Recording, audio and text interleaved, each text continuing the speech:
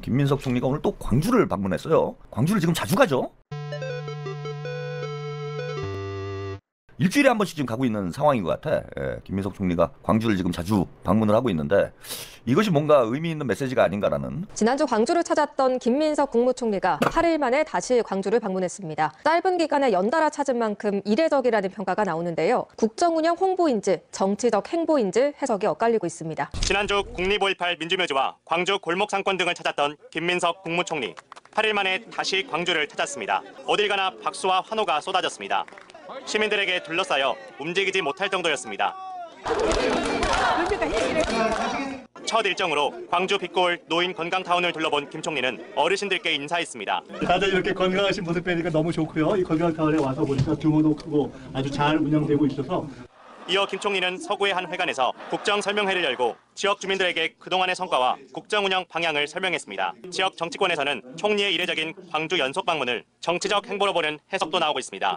특정 지역을 이렇게 일주일 간격으로 2번씩이나 갔다는 거는 향후에 이제 당대표 선거를 염두에 두고 호남 민심을 다지기 위한 행보가 아닌가 좀. 뭐 인기가 장난이 아니에요. 지난번에 이제 5.18 묘역을 방문하고 광주 그 송정인가요? 송정시장을 방문했을 때 광주 시민들이 하여튼 김민석 총리를 상당히 그 좋아하는 이런 모습을 한번 보셨는데 오늘은 이제 더하죠. 점점 시간이 지날수록 김민석 총리에 대한 광주 시민들의 그 사랑이 점점 커지고 있는 뭐 이런 느낌을 받게 됩니다.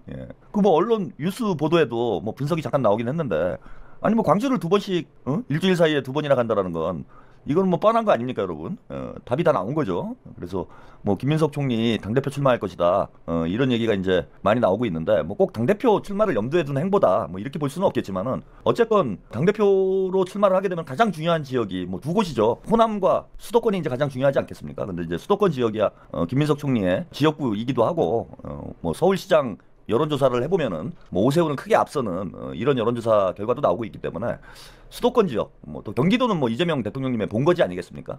그래서 경기와 서울, 인천에서의 김민석 총리에 대한 뭐 지지는 확고하다고 봐요. 뭐 이건 뭐 큰 변수가 없는 상황이다라고 보이고 호남 지역을만 공략을 하면 그러니까 호남과 수도권을 잡으면은 사실 뭐 당대표가 되는 거는 뭐 시간 문제인 그런 상황이 돼 있습니다.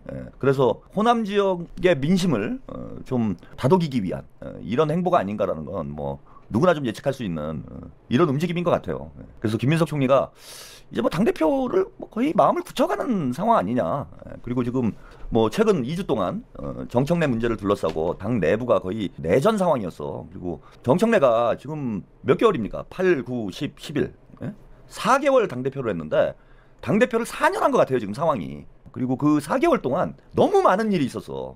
너무 많은 일이 있었고 중앙위 부결 사태만 하더라도 민주당 역사에 없었던 일이에요. 당대표가 강력히 추진을 하고 최고위원회가 동의를 하고 당무위원회를 만장일치로 통과한 안건이 중앙위에서 부결된 건 전 본 적이 없습니다. 이런 경우를 본 적이 없어요. 그러니까 민주당 역사에 처음 있는 일이에요, 이게 지금. 이건 사실상 중앙위원들이 당대표를 탄핵한 것으로 봐야 돼요. 솔직히 얘기해서 저는 중앙위원 뭐 한 600명 정도 되죠. 596명인가요? 한 600명 정도 되는데 이분들이 보시면은 이제 중앙 당직자들, 그러니까 뭐 당 지도부, 그죠? 국회의원들, 당 지도부 국회의원들만 하면은 이게 한 200명 되겠죠. 200명 이상 되죠. 그 다음에 시도당 위원장들, 지역위원장들. 그럼 이거 다 민주당의 중추를 이루고 있는 민주당의 브레인, 두뇌와 같은 그러한 기구고 당원 대회를 제외하면 민주당의 최고 의사결정 기구예요. 그러니까 민주당을 대표하는 민주당의 지도급 인사들이 다 모이는 곳이 중앙위원회인데 중앙위원회에서 당대표가 정말 혼신의 힘을 다해서 밀고 있는 안건이 부결된다라는 건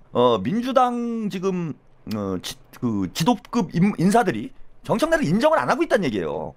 이러면은 당대표의 직위를 사실 더 이상 수행할 수 없는 상태야. 수행을 할 수 없는 거죠. 당대표 말을 안 듣겠다는 얘기잖아. 절반 이상이 당대표 말을 안 듣겠다라는 이런 뜻을 보여준 것이고 이분들이 저는 1인 1표제 자체를 지금 반대한다라는 사람들이 아무도 없었어요. 그 1인 1표제를 뭔가 왜곡해가지고 본인의 연임의 발판으로 만들려는 이런 정치적 의도에 대해서 우려하는 목소리. 그 다음에 이제 두 번째는 아주 중요한 안건을 수기의 시간 없이 졸속으로 처리하려는 절차상의 문제. 이런 것을 문제에서 제기를 했던 것이지 1인 1표제 자체를 반대한 사람이 없었어요. 일종의 불신임 투표가 돼버렸다는 거예요. 일종의 불신임 투표. 그러니까 당대표를 불신임한 거예요. 중앙위원회에서. 그러니까 더 이상 당대표직을 수행할 수 없는, 아니 당원들하고만 당을 운영할 수는 없잖아요. 당을 이끌어갈 지도급 인물들이 있어야 당을 함께 이끌어가는 건데 당 간부들이 있어야 되잖아. 간부들이 사장을 탄핵을 해버린 거야. 그래서 이거는 뭐 당연히 사실 저는 정청래가 물러나야 되는 뭐 그런 상황이라고 보는데, 뭐 이 사람이 뭐 원체 이게 두꺼운, 낚아주기 두꺼운 인물이다 보니까 그런 이제 상식적인 정치 행보를 할 가능성은 뭐 없다라고 보고요. 아무튼 역대 민주당 당대표 중에 이런 당대표는 없었다. 참 뭐 그런 지금 수준이고, 그러다 보니까 우리 당원 여러분들이 피로감을 많이 느끼고 있는 거죠. 그래서 아무튼 지금 당대표 리스크가 이재명 정부 성공에 가장 큰 걸림돌이 되고 있다. 그래서 당대표 문제를 해결하지 않으면은 뭐 지방선거에서 아무리 승리를 한다고 해도 제가 볼 때는 꼭 이재명 정부의 성공을 장담할 수 없는 상황이기 때문에 김민석 총리가 당대표를 출마하는 건 제가 볼 때는 뭐 기정사실인 것 같아요. 이거는 이제 더 이상 양보를 할 수 없는 문제다.